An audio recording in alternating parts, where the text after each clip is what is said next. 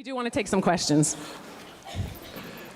You talked about how this world is so like male-centered and that we dress and we act to pleasure our counterparts, and you seem so strongly about this. I just have like,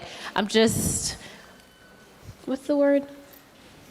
Curious. Curious to know, like, if you do anything in particular to please your man, because, like, you seem so everything. Like, do you ever do things to really like get him going? Because Sam is a weird creature. I actually.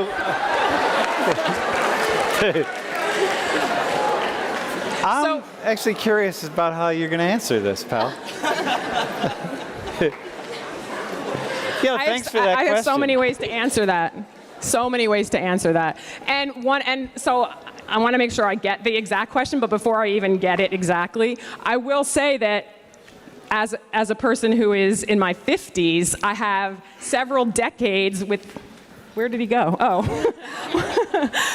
That I'm drawing on, right? So I think if I'm thinking of me sitting in this classroom, I feel my sense is that most of what I did was to pleasure this man, or actually any man, because as a heterosexual, and it's really kind of icky to admit that or to say that, because I also thought I was doing my thing. But when I think deep down, what it's connected to is love and belonging, and at that level, that's what I learned was the way to get a partner and belong and be loved. So I think I've done profound things to do what my potential partner would want of me, whether it's how I look, how I act, what do I expect in the world. So I think I'm just at a point in my life now, maybe, where I'm actually finding what my own pleasure is and my own voice. That's a long time. Would you two label yourselves as feminists, and why do you also think that feminism is a dirty word today? And do you think this relates to feminism?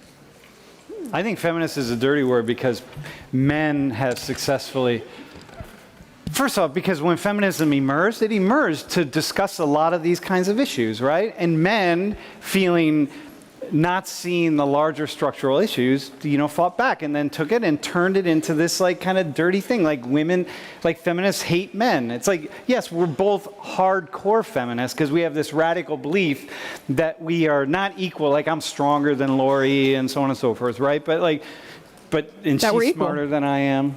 No, we have a strong belief that we are equivalent as human beings.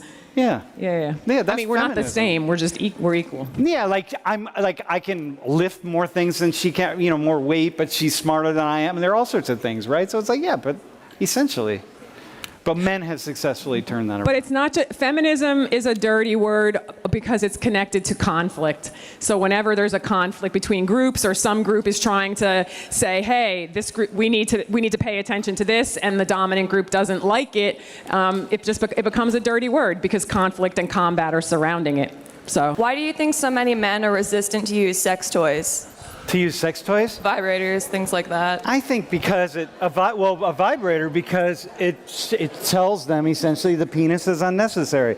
In fact, a vibrator can do a much better job than the average penis can. And so, like, especially if you have a vibrator shaped like a penis, what do you need a man for, dude?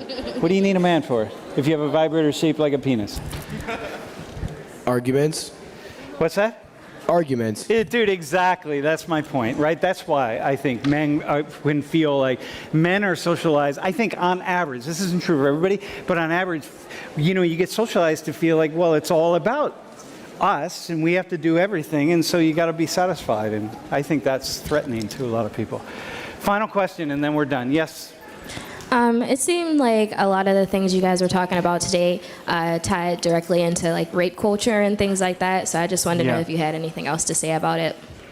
If we have anything else to say about it. Yeah, like how the way like we've been kind of engineered to think directly affects rape culture. Yeah, I think that I'm glad you said that, because I think like any kind of imbalance and inequality, it always involves someone being more objectified, a group of people being more objectified. And whenever you have objectification, i.e. we don't see the person as a fully human person, fully equal to ourselves, all kinds of, at the easiest, misunderstandings, and at the worst, abuses can occur. And so I think this is the realm where when you take it, when it's unexamined, unreflective, and other kinds of contexts, yeah, you get things like abuse and ultimately rape. So it's connected.